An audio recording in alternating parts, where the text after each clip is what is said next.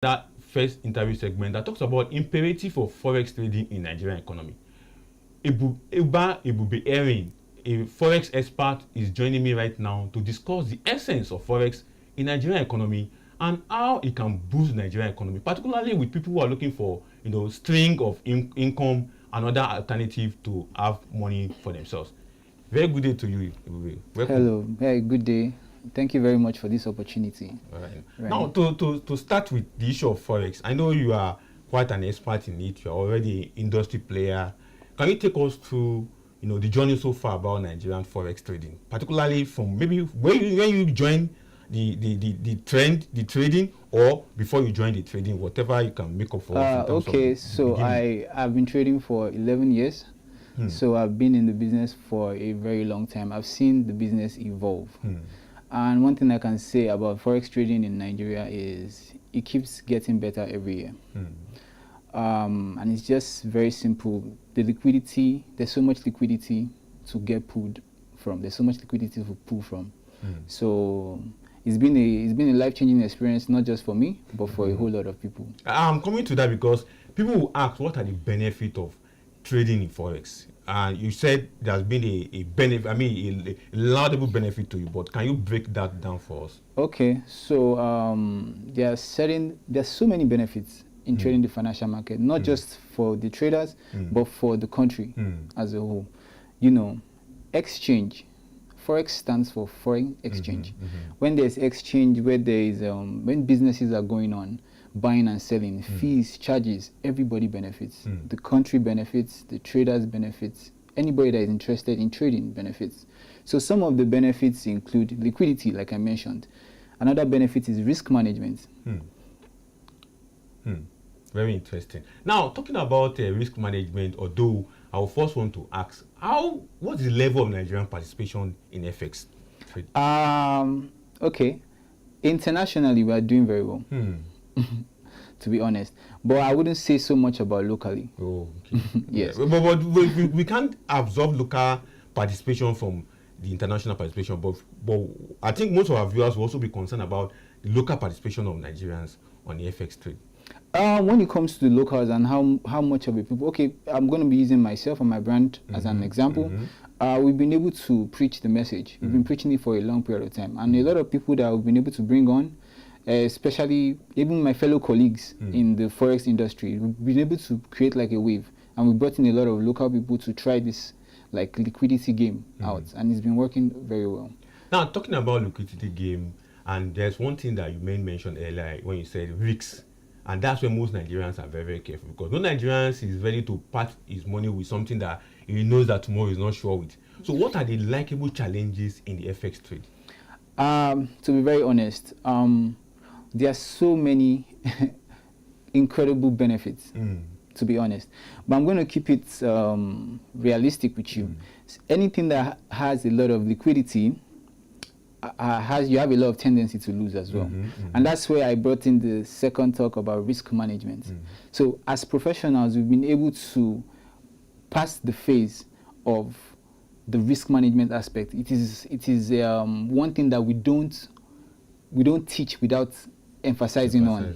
Do you understand? So forex trading, anybody can trade, but anybody can lose. But as a professional that I am, we've been able to, and as some of my colleagues are, we've been able to perfect the craft of managing the risk and staying afloat regardless of how volatile or how liquid the market gets. Because the market is, I'm talking trillions of dollars every day. Every day. So either you are feeding the market or the market is feeding you. You're that way, any way around on it. Now, the Nigerian government have been very passionate about this kind of sector of the economy. So I want to know, what is the level of CBN control as well as Securities and Exchange Commission control of this particular sector? Well, to be honest, I'm going to see a very big kudos to the Central Bank of Nigeria. They have put a lot of regulations in place, and I will also give a good kudos to the SEC because they enforce these regulations. It's one thing to make the rules, and it's another thing for people to keep to the rules. So the two bodies have played a major role in, keeping every forex trader in check and just to move the economy forward. It's true. Now, another very interesting question that I know our viewers will also be interested to know is that many Nigerians look for opportunity where they can put their money, but such avenue are limited. Even when they saw the avenue, they always think about the risks that are involved. So how can we encourage Nigerians to go into FX trading? I mean, how can we encourage Nigerians to go into FX trading? It's very, very simple. I mean, look at the results. I don't know if, I mean, everything you do literally is a trade. Do you understand? And we're not speaking digital trading here. And we are in a digital age. This is just something that is inevitable. I was having my last session, not here. I was speaking, and I told the person, I told him that this is a wave that I feel like everybody deserves to be in, because it's going to teach the whole country, with the way the world is moving, it's going to teach everybody a whole lot of things, including money management, risk management. These things are very, very important for any economy to be valid, for any economy to be strong. Do you understand? And Forex is a journey that is going to forcefully teach you how to manage risk, how to manage money on the long run. Exactly. Now, talking about Forex and cryptocurrency, some people are yet to understand that particular, these two sectors. Is there a link between two of them? Of course, there's a link between two of them. Okay, so one thing you have to understand is they are both, you can trade both. There's even more than... I mean, you can trade both together. You can trade Forex, you can trade crypto, you can trade metals. There's so many things you can trade. Forex trading is just a portion that I specialize in. But, I mean, look at the similarities. They are both digital currencies. You can always buy, I'm sure you've heard about the Bitcoin. Yeah, exactly. You can always buy the Bitcoin against the dollars. You can always buy the Bitcoin against the pounds. The same way in Forex, you can buy the euros against the pounds. You can buy the Australian dollars against the US dollars. So, and everything is just digitalized. All you have to do is on your phone, click the buy, click the sell, and let the work do its magic. I think you are talking about clicking here. But there are one issue that will not take out of this discussion, which is very, very critical. Okay. Speculative trading. What has that got to do with Forex? Now, speculative trading, I actually, because I follow up on the central bank a lot, they frown at it, to be honest. And I agree, because anything that is quick, fast, you should always raise an eyebrow. You cannot expect to spend a little bit of time in the market and make all the money in the world in the market. I've been trading for 11 years. I know what I've been able to achieve in 11 years. I might teach somebody trading today, and they will come in with the mindset that they're going to make all the millions today. One day. And that's one of the things that sets people back. So the more you try to catch up with a facet, the worse it gets. Exactly. Do you understand? So that's the importance of good mentorship and good training. Now talking about good mentorship and good training, I had the opportunity to attend one of you guys' conferences in Abuja recently, and they talk about self-regulation among youth players. How far do you see self-regulation, MP, apart from the government regulation that comes in? Yeah, it's very, very important. One thing about business, not just even Forex trading, any business without rules and regulation is most likely going to have issues later on. So if you place good rules and regulations, the government places its own to govern everybody. You as an individual, you place for your team. You as a trader, you place for yourself. It's only going to make you become better at the craft. Do you understand? Exactly. Because I know that when we talk about self-regulation, we're talking about a situation whereby the industry player themselves will be able to fashion out rules and regulations that will guide them, because there's something that the government thrown out, insider abuse.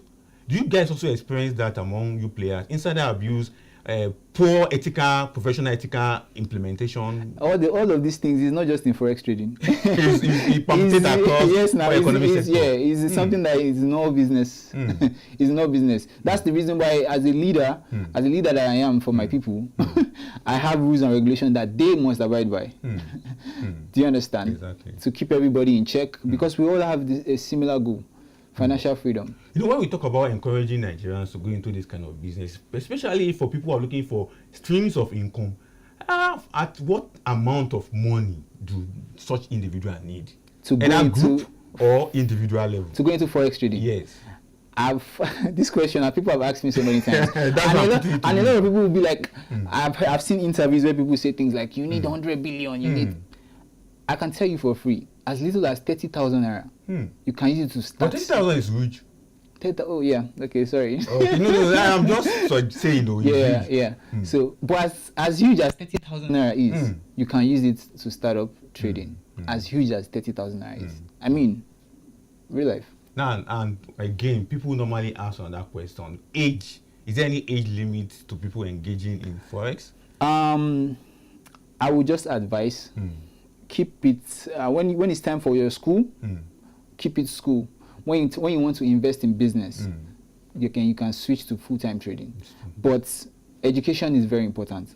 So you need that basics. There are so many things that I've learned in trading that I was able to perfect it quickly because of the background education that I've had. Do you understand? So why I say keep it school, when it's time for school, keep it school. And when it's time for the trading business, keep it the trading business. Well, when you talk about school now, most things that will run into people's minds is, you must have read accounting, you must have read economics. Nah. It doesn't matter the course that you read in school that can keep you abreast with. One thing about the human mind is you can always learn and unlearn. I've been able to educate people that are not even learned, that they can't even speak English. But I teach them that if you pick 2 stones and put it here, if you put 1, you remove 1 from 2. And they're able to get the logic, and they use it in their trading, and they are good, and they are profitable. Now, talking about the profit that comes from all this trading, and talking about global economy, because we have to internationalize it to the uncertainty, the sticky challenge, the downstick that normally happen on global economy. How does that play to industry player when there is uncertainty in global economy? Does it really affect you guys, or there's a shade that you guys have? Nah, the thing about it is, as a Forex trader, as a professional Forex trader, we are like cheat codes in the market. In the sense that whether the market is crashing or it is rising, as long as you have capital to buy or sell. That's why I say it's 2 clicks. Either you are buying or you are selling. As long as you have the capital to buy. If the market is crashing, I make money off crashes. I make money off bull runs. I make money off bear runs. Definitely. So sometimes we even pray, let it crash. Okay. At the crash level, there's a light at the down of the tunnel. There's light everywhere. For a bearish outing. Yeah. That's what it there's means. Light everywhere. There's light everywhere in the business. So let me put it. If that's the case, there shouldn't be any fear of anything for someone to go into Forex trading. There shouldn't be any fear. The only thing you should be more concerned about is getting good mentorship. Like I said, market is crashing. I'm making money off the crash. Market is rising. I'm making money off the rise. So the only issue you have is emotions, discipline, and these are things that a good mentor can only teach and guide you through over time. Now, talking about mentor now, because I've already said that on several times, mentor. How can a prospective Forex trader identify a good mentor? All I can say regarding mentorship is the best mentors they are not noisemakers. They are not noisemakers. Yeah, that's all I can say. So, okay, they are not noisemakers and they don't show. Yes, because market trading Forex is a journey, and everybody that has been through a long journey to success understands the value of success, and they don't play with it or about it. Do you understand? It's just like I don't want to give emphasis, but you should understand what I mean. Yeah, exactly. You know why I asked that question? Because there are some sugar-coated individuals that will come tell you all the the big things of this world around trading, and before you know it, you fall into it. You've lost everything. Yes, that's why I said those are the kind of people that they play with success. Some of them, they are not even successful. They just portray it. So it's different than when you see somebody that's actually gone through the process and gone through the phase. You can tell.